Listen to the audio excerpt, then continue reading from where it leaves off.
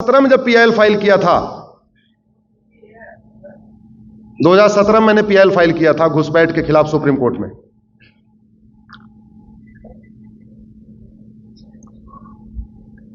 उस समय मैंने आंकड़े दिए थे कि भारत में 5 करोड़ घुसपैठी आ चुके हैं। उसमें गुजरात का भी आंकड़ा था। भारत के 9 राज्यों में सनातन संस्कृति खत्म हो चुकी है। भारत के 9 राज्यों में वसुधैव कुटुंबकम का विचार खत्म हो चुका है। डिस्ट्रिक्ट वाइज देखिए तो 200 जिलों में खत्म हो चुका है, और तहसील वाइज देखिए तो 300 तहसीलों में खत्म हो चुका है। हमारे भारत की जितनी बॉर्डरिंग डिस्ट्रिक्ट्स हैं और बॉर्डर के तहसीलें हैं, सबकी डेमोग्राफी बदल चुकी है। चाहे आपके पालनपुर का राजनगढ़ क्या कहते हैं उसको, राधनपुर,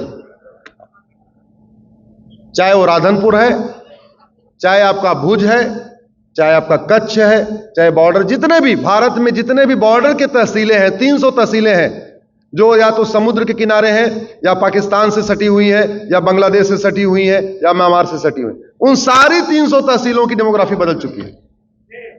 और डेमोग्राफी बदलने का मतलब उन 300 तहसीलों में वसुधैव कुटुंबकम नहीं चलता। उन सब 300 तहसीलों में नारी तू नारायणी नहीं चलती। उन 300 तहसीलों में यत्र नारंती पूज्यते रमन्ते तत्र देवता नहीं माना जाता। उन 300 तहसीलों में वंदे मातरम बंद हो चुका है। उन 300 तहसीलों में भारत माता की जय बोलने वाले बहुत कम हो चुके हैं। सब कुछ तो है हमारे पास। हमारे पास जो है वो चीन के पास नहीं है, लेकिन फिर भी चीन की डेमोग्राफी नहीं बदल रही है, सिंगापुर की डेमोग्राफी नहीं बदल रही है, अमेरिका की डेमोग्राफी नहीं बदल रही है। भारत की डेमोग्राफी बदल रही है, जबकि यहां महामंडलेश्वर भी हैं, धर्मगुरु भी हैं, कथावाचक भी हैं, और हजारों की संख्या में धार्मिक संगठन भी हैं, और लाखों की संख्या में एनजीओ भी हैं। एक कानून बनाइए, जो आदमी भारत में अवैध रूप से घुसपैठ करेगा उसके ऊपर एनएसए लगेगा। जो भारत में अवैध घुसपैठ करेगा उसको वेज वॉर माना जाएगा। जो भारत में घुसपैठ करेगा उसके ऊपर गैंगस्टर एक्ट लगेगा। जो भारत में अवैध रूप से पाया जाएगा 100% प्रॉपर्टी जब्त करके 20 से 50 साल के लिए जेल में डाल दिया जाएगा। आप बताइए, कोई अमेरिका में अवैध रूप से घुसता है? चीन में घुसता है? सिंगापुर में घुसता है क्या? और अमेरिका में किसी का राज हो, चाहे जॉर्ज बुश का राज हो या क्लिंटन का राज हो, ट्रंप का राज हो या बिडेन का राज हो, कोई अवैध रूप से घुसता है क्या? इसका मतलब व्यक्ति पावरफुल नहीं होता। पावरफुल क्या होता है? यह एग्जांपल आपके सामने। व्यक्ति पावरफुल नहीं होता। पावरफुल क्या होता है? चीन में कोई राष्ट्रपति बने, धर्मांतरण नहीं होगा, घुसपैठ नहीं होगी, जनसंख्या विस्फोट नहीं होगा। अमेरिका में कोई राष्ट्रपति हो, मैं बार बार कह रहा हूं, कानून दवा की तरीके काम करता है। दवा अच्छी होती है, बीमारी घटती है। दवा घटिया होती है, बीमारी बढ़ती है। कानून अच्छा होता है, अराजकता खत्म होती है, भ्रष्टाचार खत्म होता है, अलगाववाद खत्म होता है, धर्मांतरण खत्म होता है। कानून खराब होता है, सब कुछ बढ़ता है। और डॉक्टर अच्छा नहीं होता। कोई डॉक्टर बैठे हैं क्या इधर? डॉक्टर सोच रहे होंगे आज हमारे ऊपर जो है, डॉक्टर अच्छा नहीं होता, दवा अच्छी होती है। अगर हमारे शरीर में कोई बीमारी है तो डॉक्टर हमारे अंदर जाता है क्या? हमारे अंदर क्या जाता है? दवा। इसलिए 75 साल से तो डॉक्टर बदलते रहे, अब डॉक्टर नहीं बदलना, अब क्या बदलवाना है? दवा। अब वर्तमान डॉक्टर ठीक है, वो दवा बदलना भी चाहता है। वर्तमान डॉक्टर ठीक है, दवा बदलना चाहता है, लेकिन ये बीच का जो कंपाउंडर है ना, नौकरशाह, इन नौकरशाहों की जरा कान, इसलिए प्रधानमंत्री जी से कह रहा हूं, जरा जिन्होंने 3 कानून बनाए हैं, इन कमेटी वालों को बुला के पूछो कि तुमने सिंगापुर का कानून पढ़ा या ऐसे बैठे बैठे एसी के कमरे में कानून बना दिया? तुमने जापान को पढ़ा, फ्रांस को पढ़ा? अरे और कुछ मत पढ़ते, जिनको हम विकसित देश कहते हैं उनका कानून पढ़ लेते। सबका नहीं पढ़ते तो यूएन के परमानेंट मेंबर है उनका कानून पढ़ लेते, कुछ तो पढ़ते। 1-1.5 साल लगाया, मुझे लगता बस मीटिंग में मिलते थे, केवल केक खाते रहे, चाय पीते रहे, कॉफी पीते रहे, काम इन्होंने ठीक से किया नहीं है। इसलिए ऐसी कोई बीमारी नहीं जिसकी कोई, और ऐसी कोई समस्या नहीं। आज कर्णावती के पवित्र भूमि से मैं एक 20 सूत्री कार्यक्रम आपके सामने पेश करता हूं।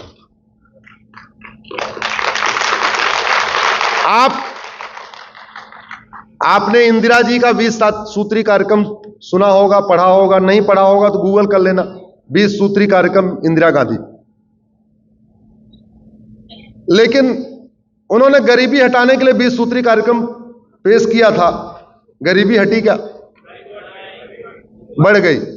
इतनी बढ़ गई है कि आज की डेट में 80 करोड़ लोगों को मुफ्त में राशन देना पड़ता है। अभी माननीय प्रधानमंत्री जी ने लाल किले से 3 महत्वपूर्ण बातें कही थी। उन्होंने कहा परिवारवाद खत्म करना है, भ्रष्टाचार खत्म करना है और तुष्टीकरण खत्म करना है। आप लोगों ने सुना था, नहीं सुना था? 3 चीज खत्म करना है, परिवारवाद खत्म करना है, भ्रष्टाचार खत्म करना है और तुष्टि। ये तीनों को अगर आप मिला के पढ़िए तो इसका मतलब भारत में राम राज्य की स्थापना करना है। क्योंकि राम राज्य में न भ्रष्टाचार था, न तुष्टीकरण था, न परिवारवाद था। पिछले वाले 15 अगस्त को प्रधानमंत्री जी ने बहुत विशेष बात कही थी, लेकिन हम लोग लगता है कि 15 अगस्त का भाषण ठीक से सुनते नहीं, इसे ध्यान दिया नहीं बहुत सारे लोगों ने। पिछले साल 15 अगस्त को उन्होंने एक प्रण लिया था। आप लोग अगर बाद में चाहोगे तो मैं आज अपने फेसबुक को वीडियो फिर डाल दूंगा।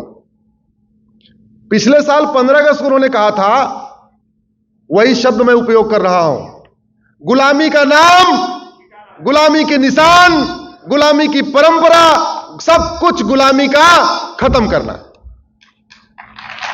यह बात उन्होंने पिछले साल कही थी। यानी गुलामी की पुलिस व्यवस्था खत्म करनी पड़ेगी, गुलामी की न्यायिक व्यवस्था खत्म करनी पड़ेगी, गुलामी की प्रशासनिक व्यवस्था खत्म करनी पड़ेगी,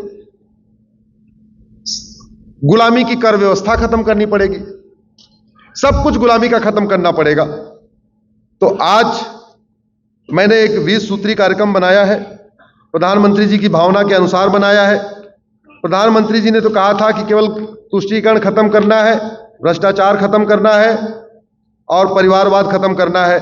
मैं कह रहा हूं कि जो ये 20 सूत्री कार्यक्रम आज मैं कर्णावती में पेश कर रहा हूं, अगर ये 20 कानून बन गए और बनेंगे, ये तीसरा कार्यकाल प्रधानमंत्री जी का चंद्रगुप्त वाला कार्यकाल होने जा रहा है।